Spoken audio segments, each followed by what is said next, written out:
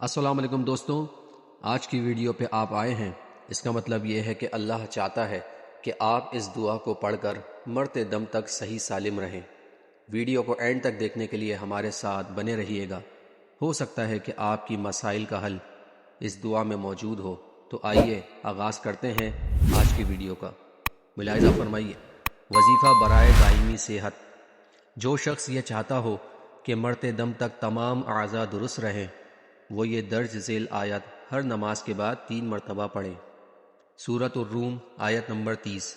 اعوذ باللہ من الشیطان الرجیم، بسم اللہ الرحمن الرحیم، فَأَقِمْ وَجْهَكَ لِلدِّينِ حَنِيفًا فِطْرَةَ اللَّهِ الَّتِي فَطَرَ النَّاسَ عَلَيْهَا لَا تَبْدِيلَ لِخَلْقِ اللَّهِ ذَلِكَ الدِّينُ الْقَيِّمُ وَلَكِنَّ أَكْثَرَ النَّاسِ لَا يَعْلَمُونَ۔ ترجمہ: لہٰذا تم یکسو ہو کر اپنا رخ اس دین کی طرف قائم رکھو، اللہ کی بنائی ہوئی اس فطرت پر چلو جس پر اس نے تمام لوگوں کو پیدا کیا ہے۔ اللہ کی تخلیق میں کوئی تبدیلی نہیں لائی جا سکتی، یہی بالکل سیدھا راستہ ہے، لیکن اکثر لوگ نہیں جانتے۔